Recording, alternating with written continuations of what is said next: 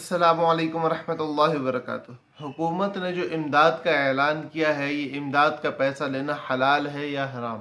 اور کس کے لیے حلال ہے کس کے لیے نہیں ہے، اس کے حوالے سے سوالات کیے جا رہے تھے۔ تو ایک ہی بار میں جواب سن لیں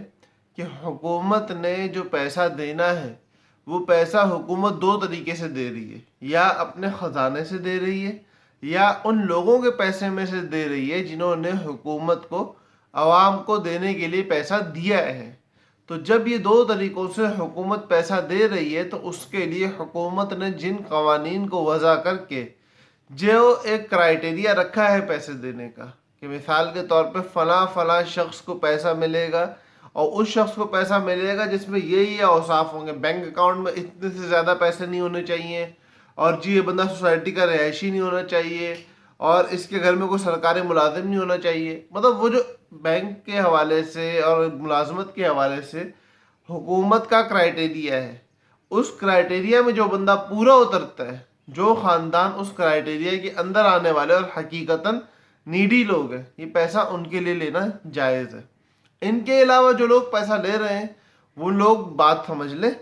کہ کسی کو دھوکہ دے کے اس کا مال حاصل کرنا، کسی کو دھوکہ دے کے اس کا مال حاصل کرنا، یہ شرعاً ناجائز اور حرام ہے، اور اس طرح حاصل کیا ہوا مال وہ بھی حرام ہے۔ تو اب ہم خود دیکھ لیں کہ ہم حکومت پاکستان کی دونوں طریقوں سے آنے والے پیسے کے اندر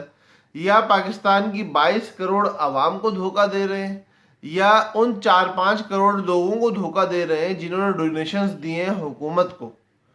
تو یہ بہت بڑی مقدار ہے لوگوں کی کہ جن کو دھوکہ دینے کے بعد ہم لوگ اپنی آخرت کو برباد کرنے والے بن رہے ہیں۔ اس لیے گزارش ہے کہ اگر آپ لوگ میں سے کوئی اس کرائٹیریا میں پورا نہیں اترتا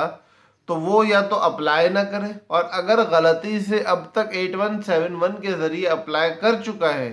تو اس سے گزارش ہے کہ چلو خیر ہو گئی، آپ نے اپلائی کر دیا، لیکن اس مال کو وصول نہ کرو تاکہ وہ صحیح مستحق تک پہنچ سکے۔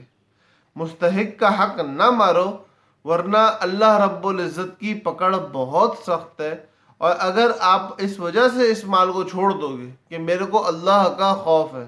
تو بڑے ہی مبارک انسان ہوگے، اور اللہ آپ کو بہت زیادہ نوازیں گے۔ اللہ کی رحمت سے، اللہ کے انعامات سے مایوس نہ ہوں۔ اللہ پاک دینے والی ذات ہے، وہ چاہے تو حکومت کے اس امدادی پروگرام سے دے، اور چاہے تو اس امدادی پروگرام کے بغیر آپ کو اربوں خربوں سے نواز دے۔